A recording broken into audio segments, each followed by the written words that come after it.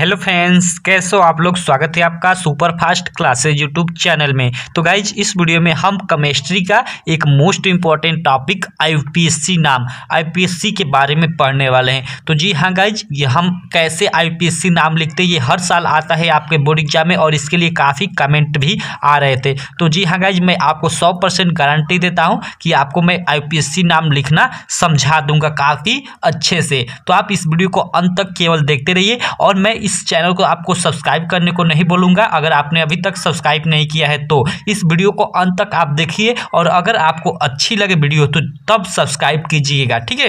तो चलिए इस वीडियो को स्टार्ट करते हैं। तो देखिए हम लोग का सबसे पहले तो आईपीएससी आता है, तो हम आईपीएससी का फुल फॉर्म जान लेते हैं कि आईपीएससी क्या होता है। तो आईपीएससी का फुल फॉर्म होता है international union of pure and applied chemistry. आप लोग ये याद कर लीजिए, आईपीएससी का full form international union of pure and applied chemistry होता है। तो चलिए मैं स्टार्ट करता हूँ। तो देखिए मैं कई कुल मतलब इसके भाग होते हैं, लेकिन मैंने मेन जहाँ से हम लोग का है वहाँ से हम सीधे मैंने लिया हुआ हूँ एल्केन, एल्कीन, एल्काइन, ठीक है। तो यहाँ से मैं स्टार्ट कर रहा हूँ। तो सबसे पहले एल्केन का एक सूत्र होता है, आप लोग याद कर लीजिएगा CnH2n+2, ठीक है। ये नीचे है H, इस तरह H, ये नीचे है 2n+2, ठीक है।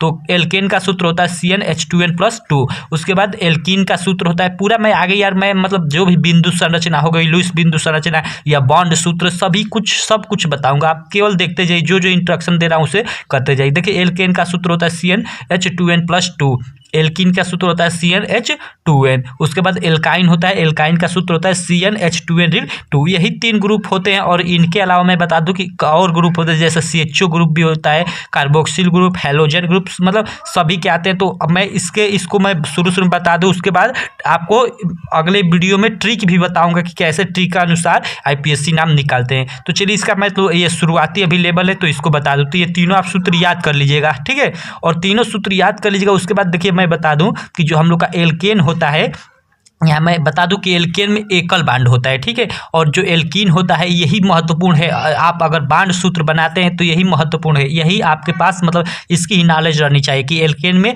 एक सभी एकल बांड होते हैं और एल्कीन में भी क्या होता है, सभी एकल बांड होते हैं, केवल एक डबल बांड होता है, केवल एक। और एल्काइन है उसमें क्या होता है, सब में सभी एकल बांड होते हैं, केवल उसमें एक ट्रिपल बांड होता है। ये याद रखिएगा, ये काफ़ी मोस्ट इंपॉर्टेंट है, ठीक है।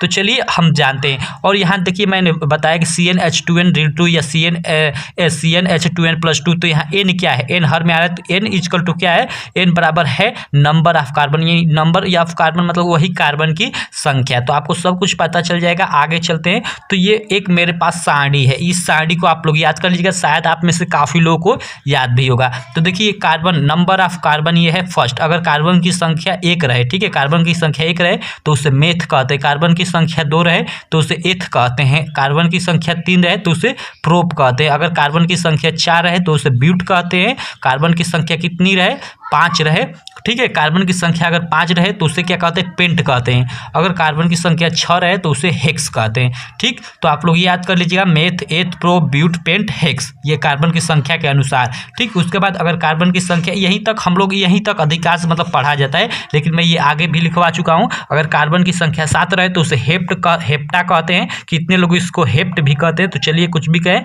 और 8वां होता है आक्टा, और इसको भी आक्ट कितने लोग कहते हैं। तो 7 अगर कार्बन की संख्या रहे तो उसे हेप्टा कहते हैं, 8 रहे तो आक्टा कहते हैं, और 9 रहे तो उसे नोन कहते हैं, और 10 रहे तो डेका कहते हैं। तो इस प्रकार आप लोग इस मतलब इसको याद कर लीजिएगा, ये आपके जबान पे होना चाहिए। Meth, eth, pro, but, pent, meth, eth, pro, but, pent, hex, hepta, octa, non, deca, ठीक है। तो चलिए अब इसके पे आगे मैं चलता हूँ। तो ये आप लोग क्लियर कर लीजिएगा। और ये तीनों जो हमने फार्मूला बताया एल्केन, एल्कीन और एल्काइन का, ये क्लियर कर लेना, ठीक। तो चलिए अब मैं आगे आपको बताता हूँ।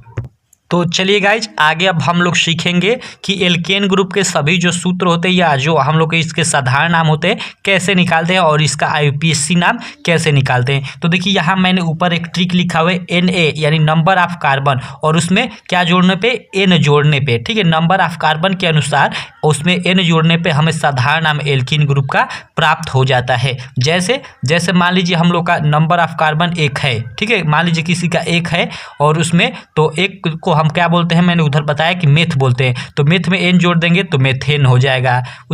और इसका सूत्र आप लोग जानते हैं, मेथेन का CH4 होता है। अगर आपको नहीं मालूम तो इस फार्मूले पे धरकर आप निकाल भी सकते हैं। अगर कार्बन की संख्या 1 है तो C और यहाँ 1 है N यानी मैं बताया कार्बन की संख्या, तो यहाँ 1 रख लेंगे और H2N यानी H और 2N मतलब 2 गुणते 1 और ये +2। तो इसको देखिए ये C का 1 ही होगा तो 1 यहाँ नहीं लिखते, यहाँ 2 दूना ये 2 एकम 2 और 2 4 हो गया तो CH4। ये हम लोग का क्या हो गया, मेथेन का सूत्र हो गया। उसी प्रकार अगर कार्बन की संख्या 2 रहे तो उसे एथ कहते हैं और इसमें एन जोड़ेंगे तो इसका साधारण नाम मालूम होगा हम लोग का एल्केन ग्रुप का, तो एथेन हो जाएगा। अगर कार्बन की संख्या 2 रहे तो एथेन हो जाएगा और इसका सूत्र के अनुसार इसको फार्मूला अगर मालूम करेंगे तो देखिए कार्बन की संख्या यहाँ 2 हमने रख दिया नीचे और H और 2N यानी 2 गुणते N, तो N का मान 2 है और +2, तो ये क्या हो गया C2 हो गया हम लोग का। ये 2 दूना 4 और 2 6 यानी C2H6 हम लोग क्या हो गया, एथेन का फार्मूला हो गया। और उसी तरह मान लीजिए अगर हमें ये तीसरा प्रोपेन का अगर फार्मूला मालूम करना है तो हम जानते हैं कि प्रोप ये तीसरा होता है, 3 कार्बन ऑफ नंबर 3 होता है तो प्रोप + N, तो प्रोपेन का फार्मूला हो गया C3, यहाँ पे H2 और गुणते 3 + 2 इसका C3H8 हो गया। ये हम लोग का क्या हो गया, प्रोपेन का फार्मूला हो गया। देखिए जैसे मैं सबका यहाँ फार्मूला लिख चुका हूँ इसके ग्रुप का।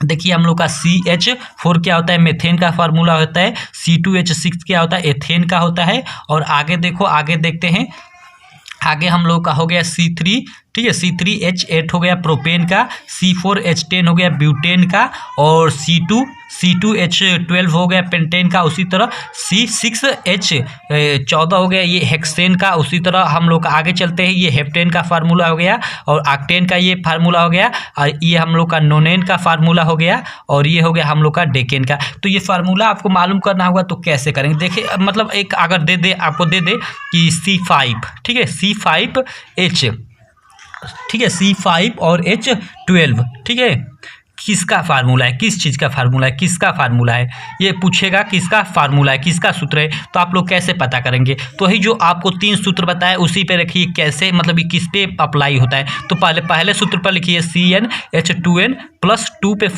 रखिए इसको, ठीक है। तो 2 पे रखेंगे तो देखिए C मतलब ये C5 है, 5 का मतलब कि हम जान गए कि 5 मतलब प्रोप होगा, लेकिन तीनों में से किस में होगा। तो देखिए CN का मतलब 5 और H2N मतलब 2 गुणे और 5 और +2 ये हो गया, यानी ये C2 का C2 ही हो गया और ये 5 दूना का 10 और ये 2 12 हो गया, यानी H12, यानी पहले फार्मूले पे ये हम लोग का CnH2n +2 वाले पे ये क्लियर हो जा रहा है, यानी ये एल्केन ग्रुप का है, एल्केन ग्रुप का है और 5वां का, तो प्लस इसमें N जोड़ देंगे तो हम लोग का क्या हो जाएगा, प्रोपेन हो जाएगा। यानी ये जो है C5H12 ये हम लोग का प्रोपेन का फार्मूला है, ठीक है।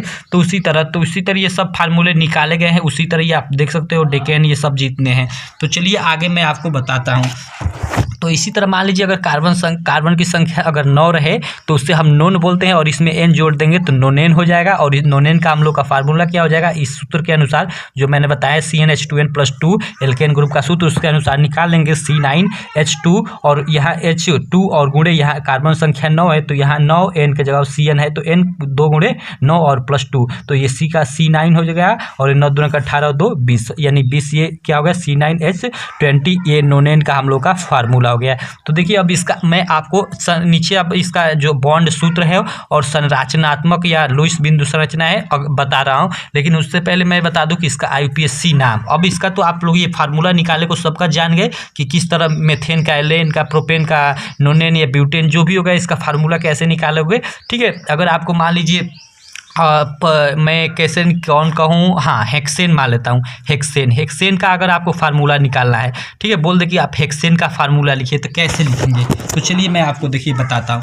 जैसे हम लोग का बोल दिया कि हेक्सेन का फार्मूला लिखिए, किसका, हेक्सेन का। तो भाई N है, यहाँ पे A का मात्रा है तो हम लोग जान गए कि किस ग्रुप का है, एल्केन ग्रुप का। देखिए एल्केन A का मात्रा रहेगा एल्केन ग्रुप का, इस तरह एल्कीन, इस तरह मात्रा इस तरह रहेगा, यानी इस तरह मात्रा हम लोग का रहेगा E का, तो क्या हो जाएगा वो सेकेंड हम लोग का एल्कीन ग्रुप का एल्काइन यानी A का मात्रा रहेगा तो वो हम लोग का एल्काइन ग्रुप का। तो A का मात्रा है तो ये क्या है, हेक्सेन, एल्केन ग्रुप का है, पता चल गया। और एल्केन ग्रुप का है तो हेक्स हम लोग जानते हैं कितने नंबर पर आता है, आप लोग गिनिए, meth eth prop but pent hex 6वें नंबर पे आता है हेक्स। तो C कार्बन की संख्या 6 और अगर ये एल्केन ग्रुप का है तो हम लोग का फार्मूला पढ़ेंगे CnH2n 2n+2 इस फार्मूला पर है तो इसी फार्मूले पर रख दीजिए। तो Cn तो Cn यानी n का मतलब कि यही कार्बन नंबर ऑफ कार्बन, तो नंबर ऑफ कार्बन 6 है तो C 6 यहाँ पर रख दिए, और H और 2n 2 और गुणे n का जगह ये 6 रख दिए और ये +2 हो गया। तो हम लोग का क्या निकला कि C 6 और ये 6 दूनी 12 2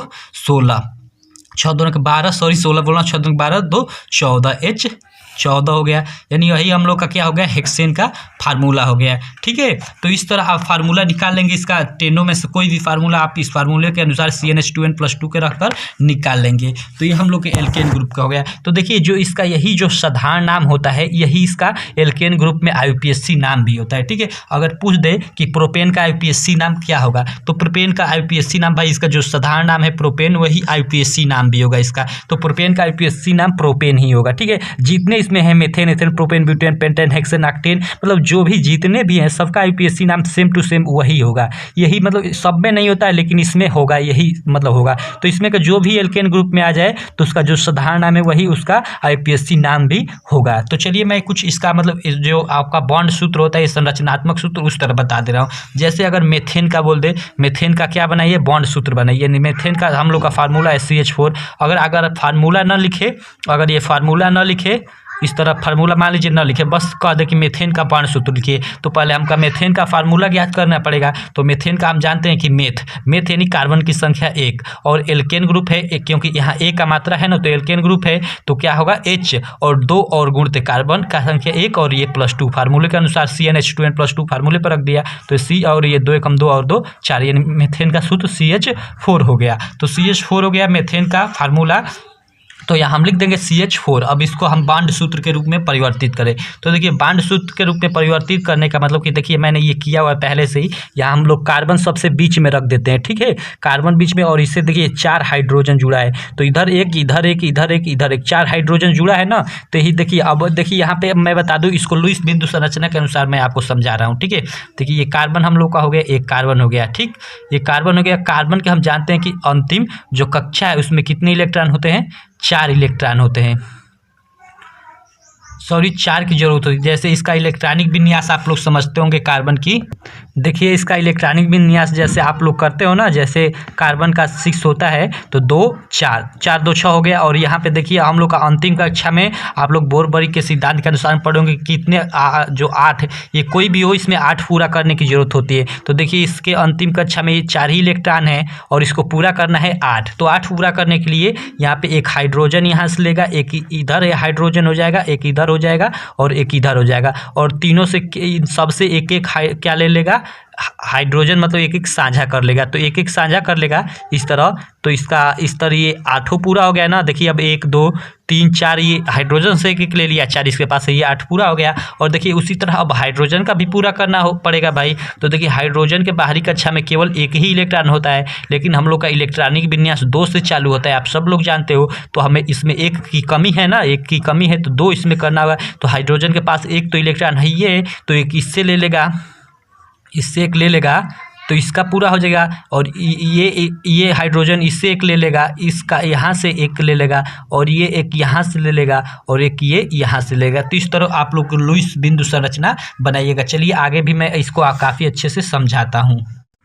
तो आइए गाइज अब हम देख लेते हैं C2H6 यानी एथेन। एथेन का जो लुईस बिंदु संरचना है उससे और बांड सूत्र है उससे भी दोनों कैसे बनाते हैं और उसका IUPAC नाम भी कैसे लिखते हैं। तो भाई IUPAC नाम तो मैं बता दिया था पहले भी कि जो IUPAC नाम होता है इसमें जो सिंपल नेम होता है वही सेम टू सेम IUPAC नाम में होता है। जैसे एथेन का IUPAC नाम एथेन ही होगा। ठीक है, तो चलिए अब हम बनाते हैं। जैसे आप लोग को एक देखिए लुईस बिंदु संरचना में कैसा होता है कि देखिए जैसे ये C और ये C जो कार्बन है दोनों को लिख लिए। अब इसकी लुईस बिंदु संरचना के अनुसार देखिए हाइड्रोजन 6 है तो इसे हम 6 हाइड्रोजन जोड़े। जैसे इस कार्बन में हमको जानते हैं हम लोग कि कितने हैं, इसके बाहरी कोश में 4 इलेक्ट्रॉन है, लेकिन इसको पूर्ति के लिए 8 इलेक्ट्रॉन चाहिए इस कार्बन को।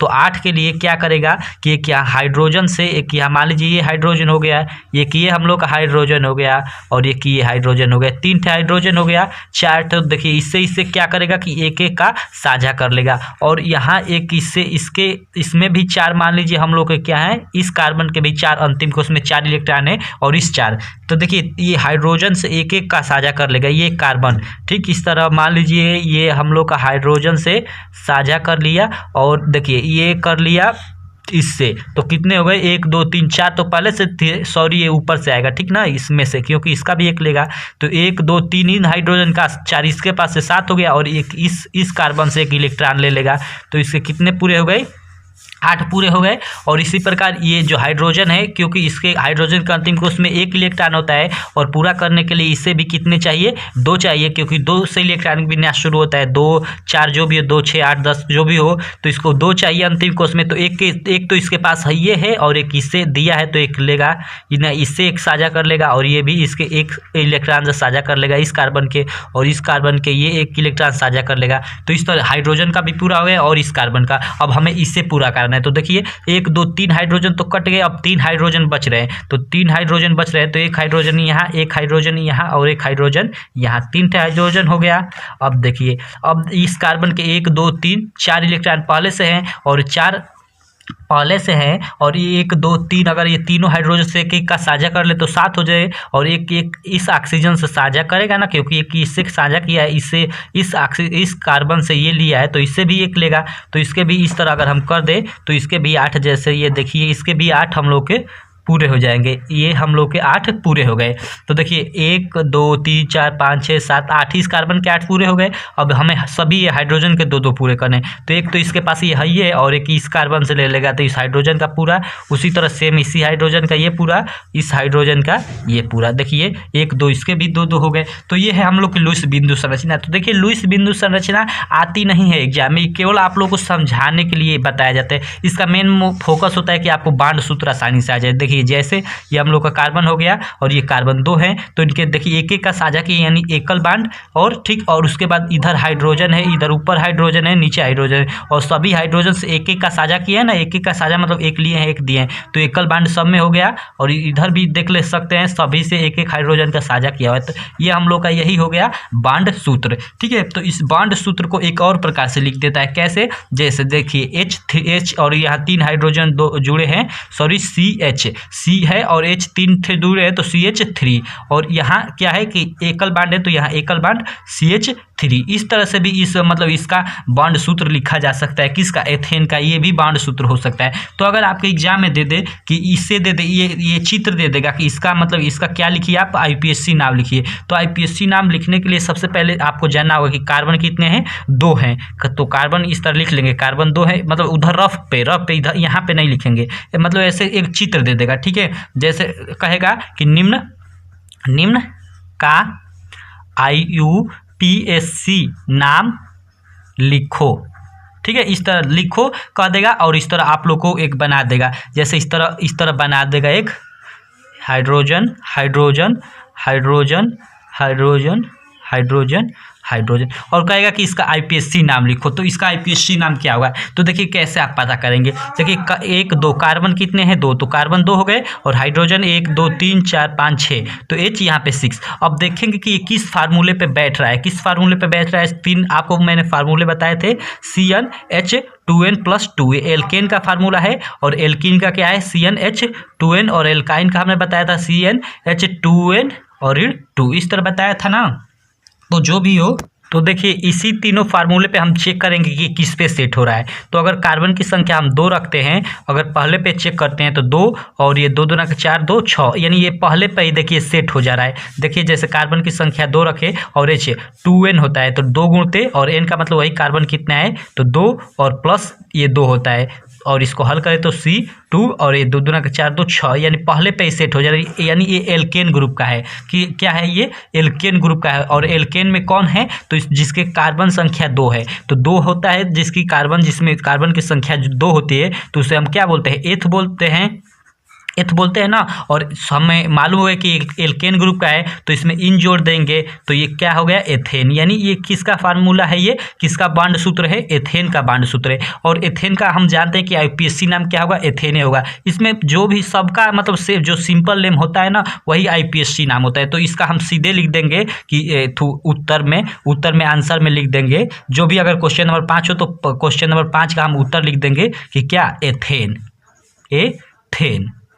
इस तरह इसका आंसर यही होगा। ठीक है, तो इस तरह आप कर लीजिएगा। तो हो सकता है मैं अगली अगर वीडियो लाऊं तो उसमें पूरा जो आपका 10 इसमें बांड सूत्र, आईपीएससी नाम सब, मतलब आईपीएससी नाम वही सेम टू सेम वही होगा जो मैंने आपको बताया। देखिए जैसे इधर मैंने आपको बताया ना, देखिए जैसे ये सबके मेथेन का फार्मूला है, तो ये मेथेन का आईपीएससी नाम मेथेने होगा, एथेन का आईपीएससी नाम मेथेने होगा, प्रोपेन का आईपीएससी नाम प्रोपेन होगा, ब्यूटेन का आईपीएससी नाम ब्यूटेने होगा, पेंटेन का आईपीएससी नाम पेंटेने होगा। मतलब सबका वही आईपीएससी नाम भी इसमें वही होता है, ये एल्केन ग्रुप में। ठीक है, हर में नहीं होता है भाई, केवल एल्केन ग्रुप में मैं बोल रहा हूँ। तो इसके बाद जो अगली वीडियो होगी एल्काइन और सबसे पहले एल्कीन और एल्काइन ग्रुप की, उसमें आइए अब हम देखेंगे। तो चलिए, इसमें मैंने केवल एल्केन ग्रुप में और इसके कुछ मतलब शुरू के जो होते हैं इसके बारे में कुछ बता दिया। तो अब अगली वीडियो में आपको मैं उसके बारे में सब कुछ बताऊंगा। तो सो यार इस वीडियो में इतना ही। तो फाइनली बताइए ये वीडियो आपको कैसी लगी। अगर अच्छी लगी तो हमारे इस चैनल को सब्सक्राइब करें, वीडियो को लाइक करें और अपने दोस्तों में अधिक से अधिक शेयर करें। तो थैंक यू गाइज।